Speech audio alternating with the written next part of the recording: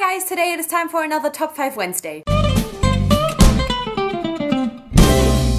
This week's topic are your top 5 favorite angsty romances, which, yes please, give me all of them. I absolutely cannot wait to watch everybody's videos and just find out some more wonderful angsty romances, because I need more in my life. And I do have to say that it wasn't even that easy to figure out what I wanted to put on this list. I thought there were more angsty romances, but in the end, I think I had exactly 5 and just kind of had to rank them. I just feel like while there was a time where I read lots of angsty romances, in the past year or so, there weren't as many. So it wasn't even as intense as I had thought it was. But yeah, let's just get into it. I hope that you would consider these angsty romances as well. For example, like I personally do not consider Peter and Katniss an angsty romance, because everything about their just lives and their society is angsty, but not so much their romance, so they didn't make it onto the list. But I think we should just get into it. My number 5 would have to be, and I'm sorry I have to mention them, but it is Bella and Edward. Now, let me say that I have not read the Twilight Saga in forever, so I don't have any idea how I would feel about them now.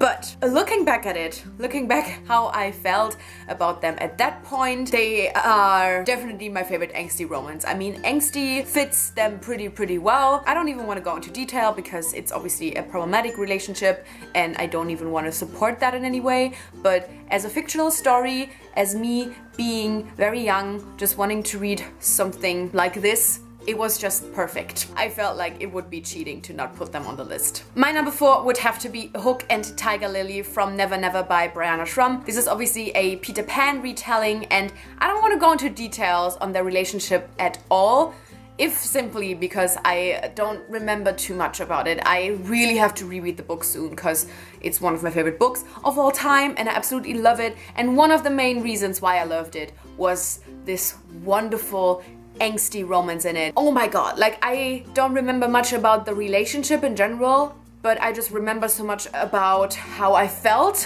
while reading it. I mean, just in general, just favorite book, favorite retelling, favorite portrayal of Hook, and one of my favorite romances, and definitely one of my favorite angsty romances. And like, I have recommended this quite a few times, but if you want a Peter Pan retelling from Hook's point of view, with romance included, oh my god, Never Never is so good. More people need to read it. On number 3, I put Juana and Juliet from the Shadow Me trilogy. Quite honestly, also not a relationship I remember too much, but once again, a relationship where I remember very well how I felt while reading about the relationship. And oh my god, this is like the angstiest shit out there. And the thing is, I was one of these like very horrible people that actually already liked Juana in the first book, which that I feel like makes the Slytherin in me come out very well. Like, I hated Adam in the first book already because I was like, you're just boring as fuck.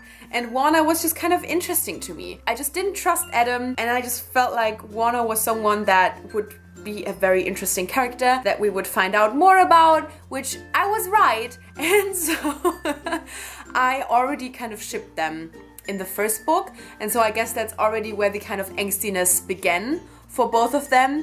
And I'm just, I need to reread that shit soon, because like the angstiness, yes please. Now for number 2 and number 1, I had to go with the absolute queen of angstiness, I personally feel like, and I had a hard time deciding what I wanted to put on number 2 and what I wanted to put on number 1. But I feel like as far as feelings go, it's better for me to put Jem, Will and Tessa on number 2, obviously from the Infernal Devices trilogy by Cassandra Clare. I feel like not only am I a little bit less invested in their relationship than I am with my number 1, but also they are a little bit less angsty, which, what am I, like, as I said, like Cassandra Clare is my personal opinion, the fucking queen of angstiness. I mean, Lady Midnight is surely not gonna make it onto this list because I hated that ship, but angstiness, top notch. So, Jem, Will and Tessa, I mean, it says enough that the whole love triangle made it onto this list. I mean, just, I think we can all agree that this is one of the best love triangles out there. but the angstiness, it's quite intense, especially between Will and Tessa, let's be honest, cause like, them Herondale boys, they just, yup. I mean, this is definitely one of the main reasons why I really liked the Infernal Devices trilogy. Have to say, didn't really care about any of these steampunk elements, but this angsty romance relationship thing, top notch. Just like, two best friends and this one girl, and just, yes, Cassandra Clare.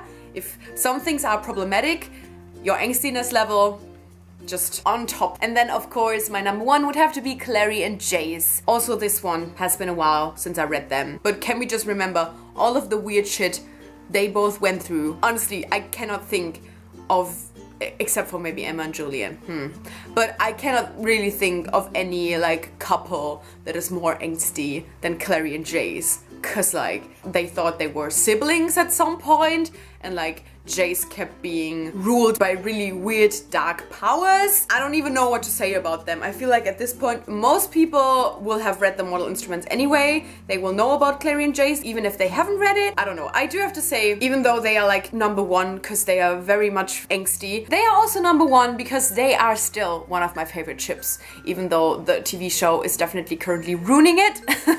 I really like Clary and Jace, and I know many people find them annoying. I don't know, maybe I would too if I'd reread the book, but when I read it the first time, I was like so invested in their relationship, even throughout the times when we thought they were siblings, cause like, I'm trash like that. Anyway, these were my top 5 favorite angsty romances. As I said, I'm very interested to hear everybody else talk about this, so if you have any favorite angsty romances that I didn't talk about in this one, definitely let me know in the comments. I would just also love to know if, you know, maybe some of you consider someone an angsty romance that I wouldn't really consider angsty romance, because yeah, there were a few more people obviously that I ship more than I ship these people, but I just didn't find them to be very angsty. Would love to get into a little discussion on what angsty even really means. I mean, I guess I haven't really explained it, but for me it's more of a feeling. I just remember the feels I had while reading about these ships, so that's more than enough for me.